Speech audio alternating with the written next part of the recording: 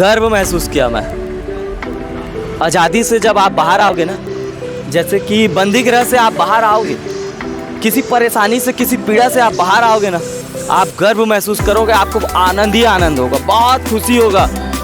उसी प्रकार का मैंने अपने जीवन में महसूस किया कि जब मैं किसी भाई बहन को, नीचे जाति वाले को भी मैं अपने समान समझता हूँ, तब मुझे महसूस हुआ कि हाँ, अब हम एक ही समाज में जी रहे हैं। वो है मानवता का समाज, जो सभी को मनुष्य बनाया। ईश्वर ने तो नर और नारी बनाया, लेकिन यहाँ पे प्रदीप दुबे जी हैं, मैं उनसे भी पूछूंगा कि आप को भी कई बार बातें आती होंगी कि भाई आप अपना जो है वो धर्म क्यों नहीं बदले हैं और आप अपने आप को मसीह मसीह करते हैं।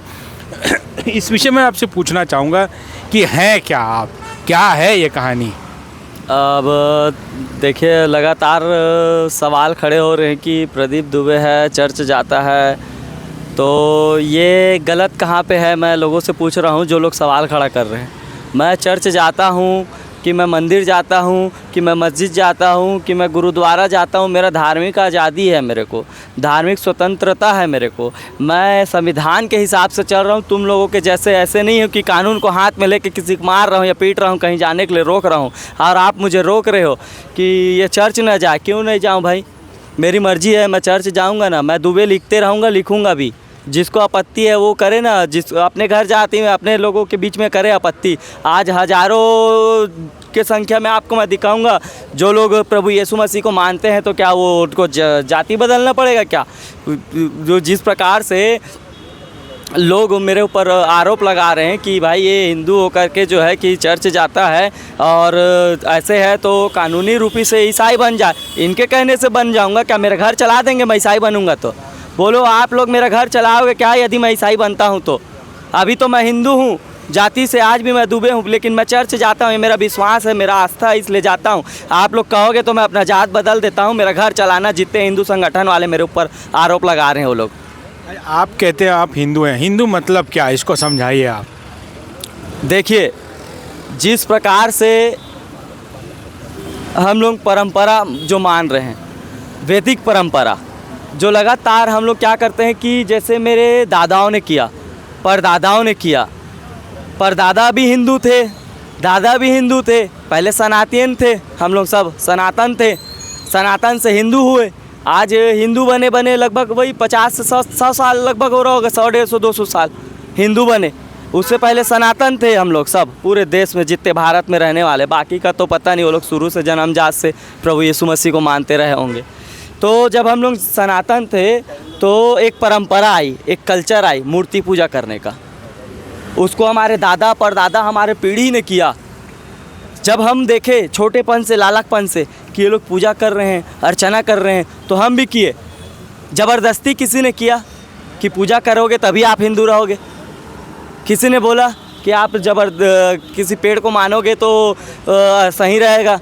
नहीं, उनका आस्था था, उनका विश्वास था। जैसे वो अपने बड़ों को देखे वो लोग कर रहे थे, जब वहाँ पे देखे कि वो लोग ये सब कर रहे हैं, तो उनके पीढ़ी दर पीढ़ी वही कर्तव्य को करते आए, वही चीज़ को अपनाए जो लोग पीढ़ी कर रहे थे। और आज मैं अलग कर रहा हूँ, मैं जान गया हूँ तभी तो अलग कर रहा हूँ भाई। आप मेरे से पूछो ना, आओ ना मेरे साथ बैठो ना, मेरे को क्या तकलीफ़ तम है, क्यों ऐसे कर रहा हूँ, ये तो पूछने नहीं है, आरोप लगा दे रहे हैं। ज़रूरत का चीज़ है तो आप पीछे हट रहे हो, लगा दे रहे धाएँ धाएँ, सोशल मीडिया में चला दे रहे हो। प्रदीप दुबे है, चर्च जाता है, ये क्या कैसा है, अपने धर्म को त्याग दिया, अपने मज़हब को त्याग दिया। आप होते कौन हो जी मेरे ऊपर आरोप लगाने वाला? इससे मैं आपसे पूछूंगा कि क्या फ़ायदा हुआ आपको? आप बोल रहे हैं यीशु मसीह को मानते हैं, उससे क्या लाभ पहुंचा आपको? इसमें देखिए, मैं पहले भी बताया हूँ कि इसमें लाभ यही है कि मैंने सत्य को जाना है, और सत्य कहता है कि सत्य तुम जानोगे तो तुम्हें स्वतंत्र करेगा। तो मैं स्वतंत्र हुआ।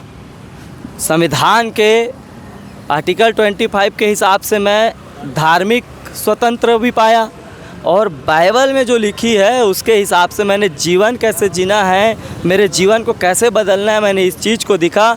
और मैंने हमारे देखिए, अब मैं लगातार लोग आरोप लगाते हैं देवी देवताओं के ऊपर, मैं नहीं लगाऊंगा, लेकिन मैं एक चीज़ कहूँगा ज़रूर, हमारे देश में, पूरे विश्व में न जी, यदि कोई हुआ कि मानव जाति के लिए अपने आप को बलिदान किया तो वो स्वयं यीशु मसीह थे। इतिहास उठा के देख लीजिए आपने, आज तक किसी मानव जाति के लिए कोई भी आदमी अपना कुर्बानी नहीं दिया है। उस कुर्बानी से मैं प्रेरित हुआ, उस बलिदान से मैं प्रेरित हुआ। उसके बावजूद वो क्रूस में लटक के प्रभु यीशु मसीह कहते हैं कि हे पिता इन्हें क्षमा कर, कि ये नहीं जानते ये क्या कर रहे हैं। उस चीज़ से मैं प्रभावित हुआ और उस चीज़ को मैं जाना, उस गहराई में गया तो सचमुच में मैं देखा कि परमेश्वर की जो स्वभाव होती है, परमेश्वर की जो व्यक्तिगत जैसे हम लोगों का स्वभाव है वैसे एक परमेश्वर का भी स्वभाव है। प्रेम, आनंद, शांति, धीरज, कृपा, भलाई, विश्वास, नम्रता, संयम, ये कहाँ है? आप मेरे ऊपर आरोप लगा रहे हो कि हिंदू था ईसाई बन गया बोल के। तो ऐसे बहुत सारे उदाहरण दे सकता हूँ मैं। से इतना बोलना चाहूँगा कि यीशु मसीह में आके जो आप जिन बातों को बोल रहे हैं, आपकी विचारधारा की क्या बदलाव है? व्यक्ति को उसका विचारधारा ही बनाता है। तो आपकी विचारधारा जो आप प्रेम, दया, कृपा बात कर रहे हैं वो तो अच्छा है, लेकिन आपकी विचारधारा अब क्या है भविष्य को लेकर? भविष्य लेकर मेरा विचारधारा एकदम सिंपल है, 4 लाइन में मैं समाप्त करूँगा। सबसे पहले आप किसी को अपना दुश्मन न बनाएं, उनसे प्रेम करें।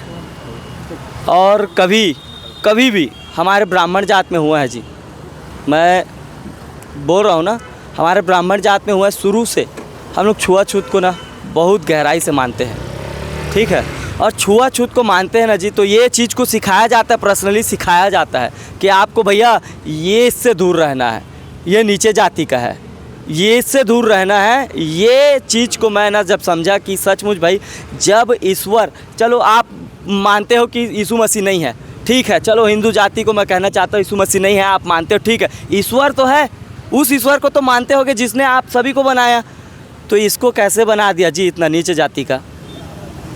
ये जो भेदभाव है ना, इस भेदभाव से मैं बहुत परेशान हूँ। इसीलिए मेरा सोच और मेरा विचार बदला। मैं प्रभु में आने के बाद, ये भाई सतनामी है, मैं इसके साथ खाना खाता हूँ जी। आज कोई ब्राह्मण करके दिखा दे तो जी, इसके साथ खाना खा के दिखा दे, इसके साथ एक मेज में एक ही थाली में बैठ के, मान जाऊंगा मैं कि हाँ सचमुच में हिंदू समाज ने कि हिंदू समाज वाले भी जाग गए हैं और सभी को अपने समान समझ रहे हैं। इसी चीज़ को लेकर के दुख होता है आज मेरे को। आप जब पहली बार ऐसा किए होंगे तो आपको कैसा लगा होगा? गर्व महसूस किया मैं। आज़ादी से जब आप बाहर आओगे ना, जैसे कि बंदी गृह से आप बाहर आओगे, किसी परेशानी से, किसी पीड़ा से आप बाहर आओगे ना, आप गर्व महसूस करोगे, आपको आनंद ही आनंद होगा, बहुत खुशी होगा। उसी प्रकार का मैंने अपने जीवन में महसूस किया कि जब मैं किसी भाई बहन को, नीचे जाति वाले को भी मैं अपने समान समझता हूँ, तब मुझे महसूस हुआ कि हाँ अब हम एक ही समाज में जी रहे हैं। वो है मानवता का समाज जो सभी को मनुष्य बनाया। ईश्वर ने तो नर और नारी बनाया, लेकिन आज यहाँ पे देखिए अलग अलग प्रकार से जाति बनाया। इस जाति किसने बनाया ये मुझे बता दे सर, किसने इसका रचना किया जाति का? किसने इसका नेव रखा कि ये जाति का होगा और ये जाति का होगा? मैं तो मानता हूँ कि ईश्वर ने नर और नारी बनाया है। नर और नारी ये 2 जाति हैं जिसको एक दूसरे के लिए बनाया गया था। इसी चीज़ से ये सब पूरा देश बना हुआ है। तमाम मानव जाति आज यहाँ पे खड़े हुए हैं, लेकिन आप एक दूसरे को नीचा दिखा करके ये एसटी है, ये एससी है, इससे दूर रहना, ये दलित है, इससे दूर रहना, ये गोड़ है, ये आदिवासी है, इससे दूर रहना, ये नहीं सिखाना चाहिए। आपके परिवार में अभी भी लोग होंगे तो आप इस प्रकार का करते हैं तो आपको कैसा देखा जाता है? हम तो, क्या आपसे भी दूर रहते हैं लोग?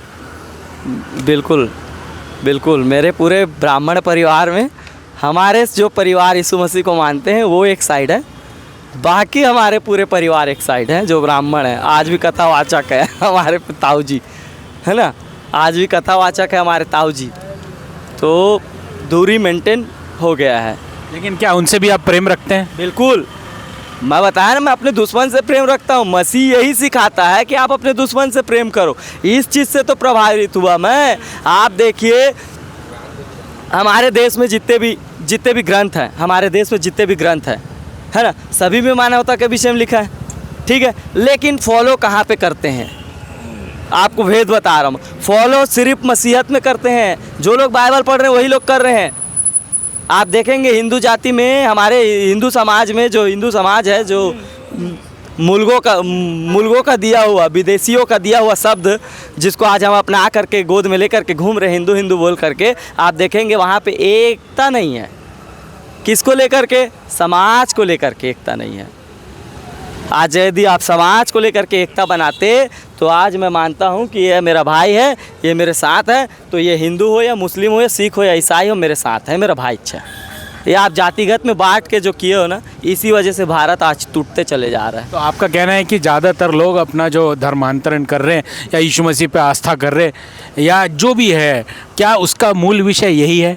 बिल्कुल, मूल विषय यही है, प्रेम आनंद शांति, जो बाइबल में लिखा गया है उसी प्रकार से यही देखिए। और बहुत से बात है, मैं अब वीडियो बहुत लंबा हो जाएगा, आपको मैं माफ़ी चाहता हूँ कि कई लोग आरोप लगाते हैं ना कि ये पैसा मिला होगा तो इसका जीवन इतना बदल रहा है।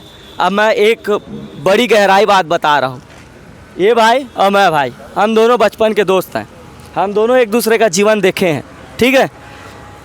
अब ये और मैं एक ही संगति में थे बचपन से, आज प्रभु में भी हैं तो एक ही संगति में। तो हम लोग प्रभु में नहीं थे, तो उदाहरण दे रहा हूँ मैं पीता खाता नहीं हूँ, उदाहरण दे रहा हूँ। आज न जाने कितने लोग दारू पीते हैं, कितने लोग नशा करते हैं, और उस नशा के चक्कर में घर द्वार भी बेच डाले हैं कई लोग। मैं आपको एक से एक उदाहरण दे सकता हूँ कि सट्टा के चक्कर में पूरा घर संपत्ति बर्बाद कर डाले। आज जब आप प्रभु में आते हो तो सट्टा खेलना बंद, जुआ खेलना बंद, ठीक है, दारू पीना बंद, गांजा पीना बंद, गांजा पीने वाले दारू पीने वाले लोगों से मिलना जुलना बंद। जब ये सब बातें आप बंद कर देते हो तो जो आमदनी उधर खर्चा होती थी वो आमदनी बच गई। जब वो आमदनी बच रहा है तो भैया आप थोड़ी ना 150 वाला शर्ट पहनोगे, आप तो पहनोगे ना भैया 500 वाला शर्ट, 700 वाला घड़ी, 200 वाला चश्मा और 1200 वाला जूता। तो टिप टाप पहन के निकलोगे तो क्या लगेगा? ये ला तो पैसा मिले है, तबे अतेक चमकत है, अतेक टिप टाप में घुमा थे भैया। वही चीज़ है, तोला भी हमन सिखाबो कि ये सब चीज़ लगता है छोड़, और तोरो पास पैसा बची तो हूँ अच्छा से जी, कोई दिक्कत नहीं है, ते प्रभु मान या झन मान, लेकिन ये सब चीज़ ला छोड़ तो सही। तोर जीवन बदली कि नहीं बदली, मैं चैलेंज करा था, बदल जाई।